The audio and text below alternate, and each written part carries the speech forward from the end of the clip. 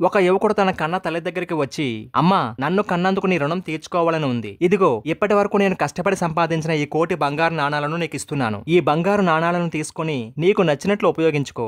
దీంతో నీ రుణం నుంచి నాకు విముక్తి లభిస్తుంది అని అంటాడు. ఆ మాటలు విన్న అతని కన్న తల్లి ఒక్క నవ్వు నవ్వి ఊరుకుంటుంది. కానీ ఆవిడ కొడుకు అదే మాటను పదే పదే చెప్పడంతో అతని తల్లి ఇలా అంటుంది, కన్నా, నా రుణం తీర్చుకోవాలనుకుంటే నాకు ఈ బంగారం అక్కర్లేదురా. ఒక పని చేయి, ఈ ఒక్కరోజు నువ్వు పసిబిడ్డగా మారి నా పక్కనే పడుకో, అదే చాలు అని చెబుతుంది. ఆ మాట వినగానే ఆవిడ కొడుకు ఆ రాత్రికి భోజనం చేసి తన తల్లి పక్కనే పడుకుంటాడు. కొంతసేపటికి అతను మంచి నిద్రలో ఉండగా అతని తల్లి లేపి, నాయనా, చాలా దాహంగా ఉందిరా, కొంచెం నీళ్లు తాగిస్తావా అని అడుగుతుంది. అప్పుడు వెంటనే కొడుకు సంతోషంగా లేచి తన తల్లికి నీళ్లు అందిస్తాడు. ఆవిడ 2 గుక్కలు నీళ్లు తాగిన తర్వాత గ్లాస్ చేజారిపోయి పక్కంతా తడిసిపోతుంది. అప్పుడు వెంటనే ఆమె కొడుకు, ఏంటమ్మా ఇది అని అనగానే, పొరపాటున చేజారిపోయింది కన్నా అని తల్లి సమాధానం చెప్పగానే అది విని కొడుకు మౌనంగా పడుకుంటాడు. ఇలా కొంతసేపటి తర్వాత అతనికి కాస్త నిద్ర పట్టగానే అతని తల్లి మళ్ళా నిద్రలేపి, నాయనా, చాలా దాహంగా ఉందిరా, కొంచెం నీళ్ళిస్తావా అని అడుగుతుంది. అప్పుడు ఆమె కొడుకు, ఇప్పుడే కదమ్మా నీళ్లు తాగావు, ఇంతలోనే మళ్ళీ దాహం వేస్తోందా? చిరాకు పడుతూ నీళ్ళిస్తాడు. వెంటనే అతని తల్లి 2 గుక్కల నీళ్లు తాగి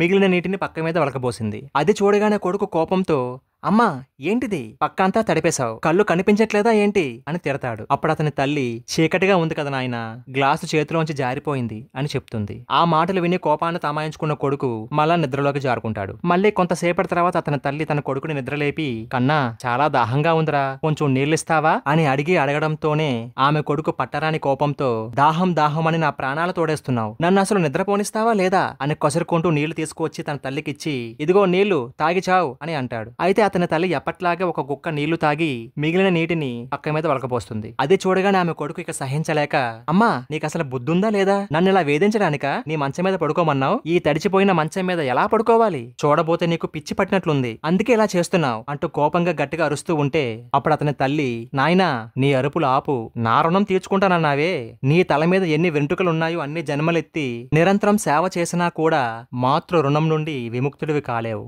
ఎందుకంటావా? నువ్వు పసిబిడ్డగా ఉన్నప్పుడు ప్రతిరోజు పక్క మీద మలమూత్రాలు విడిచేవాడివి. నీ తడిచిపోయిన బట్టలు విప్పి నా కొంగుతో నిన్ను కప్పేదాన్ని. నువ్వు పక్క బట్టలు తడిపిన వైపు నేను పడుకొని పొడిగా ఉన్న వైపు నిన్ను పడుకోబెట్టి నిద్రపుచ్చేదాన్ని. ఇలా ఒక రోజు కాదు, ఒక వారం కాదు, కొన్ని సంవత్సరాల పాటు నీ అంతటి నువ్వు వేరే పడుకోగలిగే వరకు నేను ప్రతిరోజు అలానే ఎంతో ప్రేమతో చేస్తూ ఉండేదాన్ని. కానీ నువ్వు 1-2 సార్లు నీళ్లతో నీ పక్క తడిపినందుకే కోపం వచ్చి విసుక్కుంటున్నావే, ఒక్క రాత్రి నిద్ర లేనందుకే వీరంగం వేస్తున్నావే అని తల్లి చెప్పగానే ఆ కొడుకు సిగ్గుపడి తన తల్లి పాదాలు పట్టుకొని బిడ్డలను కనిపించే క్రమంలో తల్లి పడే శ్రమకు, ఆమె చేసే సేవలకు, ఆమె త్యాగాలకు, కష్టానికి, సహనానికి రుణం తీర్చుకోవడం అన్నది జరిగే పని కాదు. దయచేసి నా అజ్ఞానాన్ని క్షమించమ్మా అంటూ తన తల్లి పాదాలు పట్టుకుని ఏడుస్తాడు. మీరేమంటారు?